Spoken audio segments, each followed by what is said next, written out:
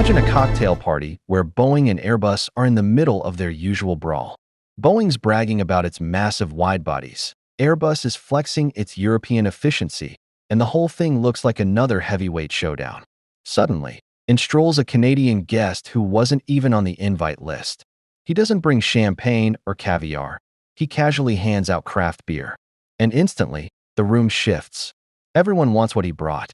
That's the Airbus A220 for you. The jet that wasn't supposed to matter, but ended up redefining modern aviation. Let's rewind to the late 2000s. The skies were crowded with familiar names. The Boeing 737, Airbus's A320 family, Embraer's smaller regional jets. Nobody thought there was room for a brand new player. But in Montreal, Bombardier thought otherwise. They bet big, too big, some would say, on a clean sheet design, the CSeries. Fast forward a decade. The CSeries is renamed, rebranded, and reimagined under Airbus's wing as the A220. Today, it's flying for 24 airlines worldwide, moving over 100 million passengers, racking up reliability rates that make CEOs grin, and carving out a chunk of the market Boeing didn't even try to protect. And now, it sits as part of Airbus's grand chess match against Boeing's most ambitious, most delayed project, the 777X. So this isn't just the story of an airplane.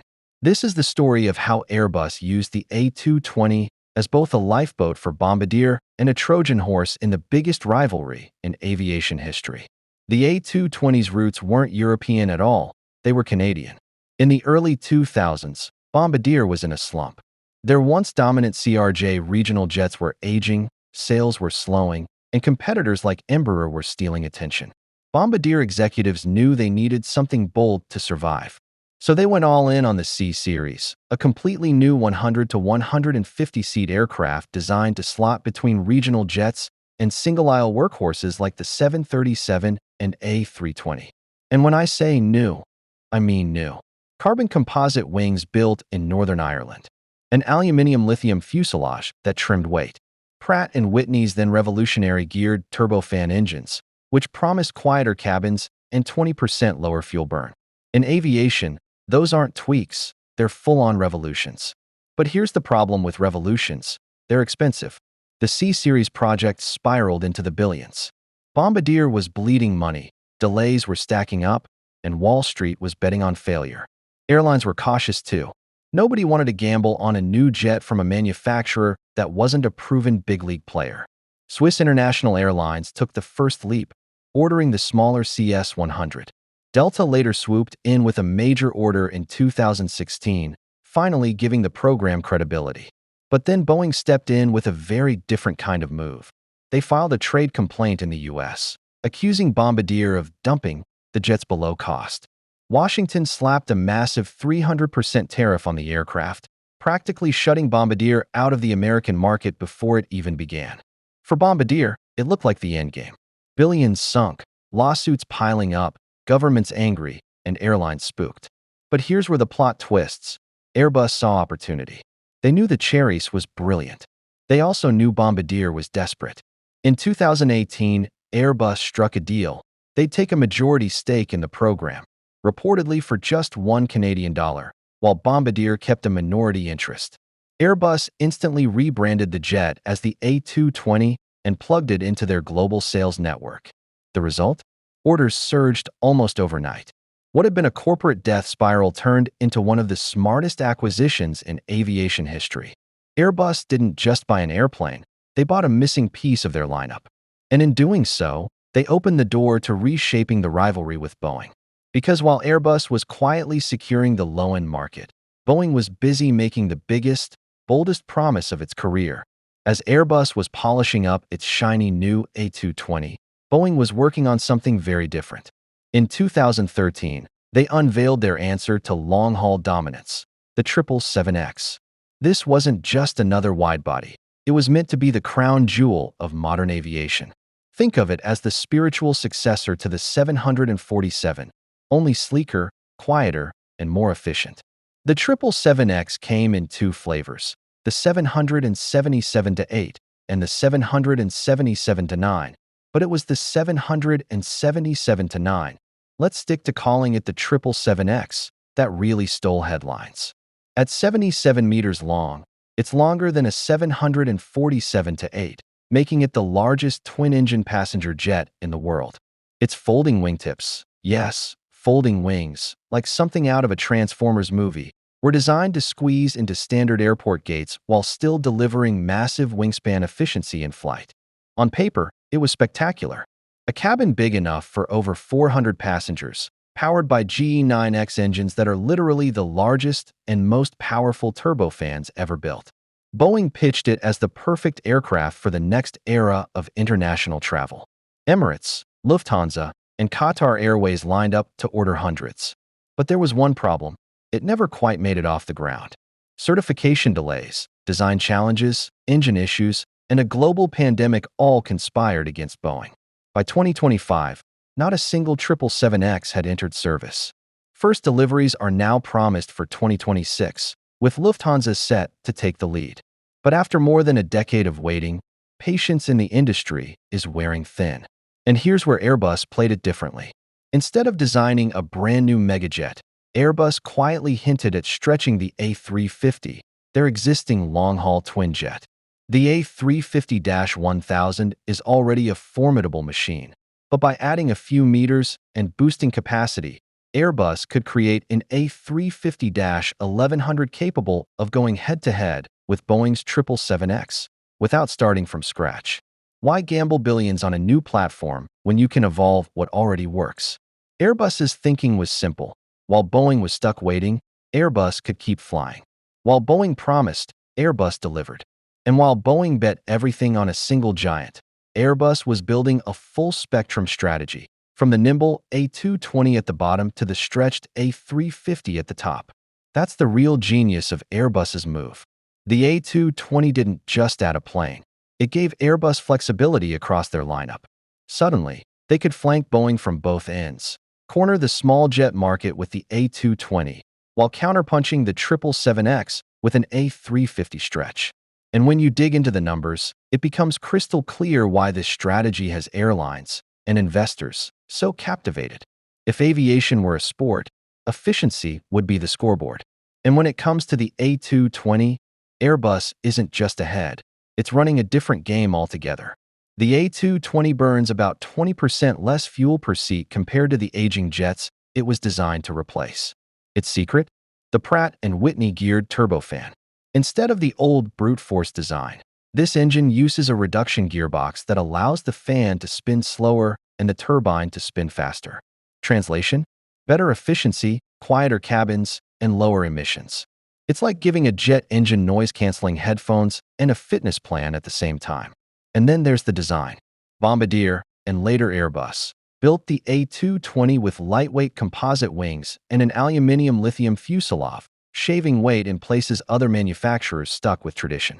Every kilo saved is another kilo of fuel not burned. The numbers tell the story.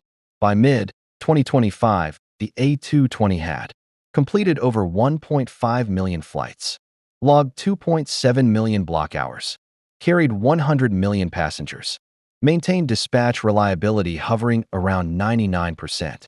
Airlines love those numbers because every decimal point equals millions saved. LOT Polish Airlines ordered 40 A220s in 2025 with options for 84 more. Delta, JetBlue, Air Canada, Swiss, and Air France-KLM have all stacked their fleets with them. Meanwhile, Boeing's troubles with the 777X meant one thing. The American giant was playing defense. Airlines that might once have been swayed by Boeing's promise of a megajet started focusing on Airbus's proven track record. Boeing's flagship widebody was still grounded in certification hurdles, while Airbus's little Canadian-born jet was quietly dominating daily operations worldwide. And that's the subtle genius here. The A220 wasn't just saving fuel, it was building leverage. With each successful flight, each glowing airline testimonial, Airbus made itself the safer bet. And in aviation, where margins are razor-thin and mistakes cost billions, being the safer bet is everything. The A220 didn't just prove itself as a plane, it proved itself as a business weapon. And once airlines realized just how much they could do with it, the love affair truly began. Airline executives aren't sentimental. They don't care if a plane looks cute on the tarmac or if the windows are Instagram friendly. They care about cost, reliability, and whether passengers stop complaining long enough to book another ticket. The A220 ticks all three boxes. Take passenger comfort. The A220 has wider seats than a Boeing 737, bigger windows, and a lower cabin altitude. It's quieter too, so quiet that some frequent flyers swear it feels more like a wide body than a narrow body. In an industry where passengers usually groan at the thought of regional jets, the A220 flipped the narrative. People actually like flying it. Then there's flexibility. The A220 can fly short hops like Chicago to New York, but it can also stretch its legs across the Atlantic. Swiss uses it for Geneva to Newark. airBaltic has flown it from Riga to Dubai. London City Airport, with its famously short runway and steep approach, sees the A220 handling transatlantic flights to New York. Suddenly, thin routes that never made sense for larger aircraft became profitable.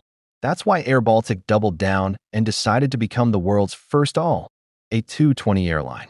No backups, no hedge bets, just total commitment to one aircraft family. That's unheard of in this industry, and it tells you everything you need to know about how much faith airlines have in the jet. Of course, success brings challenges.